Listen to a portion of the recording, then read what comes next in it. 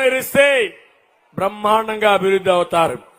కనీసం సొంత జిల్లాలో సొంత నియోజకవర్గంలో ఏమి చెప్పావో చేస్తే ఏం చేశావో చెప్పే ధైర్యం నీకు ఉందా అని అడుగుతున్నా. నేను అందుకనే ఒక విషయం మీరు గుర్తుపెట్టుకోవాలి. జగన్ కు సీమ అంటే హింసా రాజకీయాలు, హత్యా రాజకీయాలు, పెత్తండారి పోకడలు, సహజ వనరుల దోపిడీ, దాడులు, తప్పుడు కేసులు. అదే తెలుగుదేశం పార్టీకి సీమంటే నీళ్లు, ప్రాజెక్టులు, పరిశ్రమలు, డ్రిప్ ఇరిగేషన్, యువతకు ఉద్యోగాలు, మౌలిక సదుపాయాలు, రాయలసీమను హార్టికల్చర్ హబ్ గా చేసి రైతును రాజు చేయడం తెలుగుదేశం యొక్క సంకల్పం. ఏం తమ్ముళ్ళు వ్యత్యాసం మీకు అర్థమైందా అని అడుగుతున్నా. అర్థమైందని గట్టిగా చెప్పండి మాకు అర్థమైందని.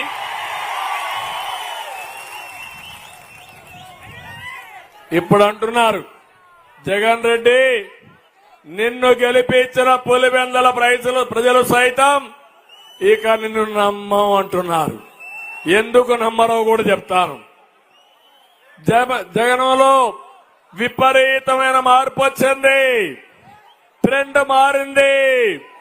వైసీపీ బెండ్ తీస్తారు. ఈ సందర్భంగా నాకు ప్రాణ సమానమైన తెలుగుదేశం పార్టీ కార్యకర్తల్ని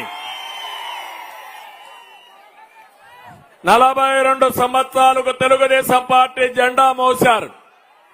భుజాలు అరిగిపోయినాయి. దాడులు చేశారు. నందం సుబ్బయ్య లాంటి వ్యక్తుల్ని చంపితే భయపడకుండా మళ్ళా వచ్చి పార్టీకి పనిచేశారంటే నా జీవితాంతం మీకు రుణపడి ఉంటా. పార్టీ రుణపడి ఉంటుంది. నేను ఒకటే మిమ్మల్ని కోరుతున్నా, ఎక్కడ చూసినా వైఎస్ఆర్ కాంగ్రెస్ నాయకులు తెలుగుదేశం నాయకుల్ని సరెండర్ చేసుకోవాలని ఒక్కసారి జై జగన్ అని చెప్తే నీ ప్రాణాలు వదిలేస్తావంటే ఒకే మాట చెప్పారు, జై తెలుగుదేశం, జై జై చంద్రబాబు అని ప్రాణాలు వదిలారు. ఏ తమ్ముళ్ళు ఈ కార్యకర్తలు నేను మర్చిపోతానా? నా కుటుంబ సభ్యుల్ని మర్చిపోతానా?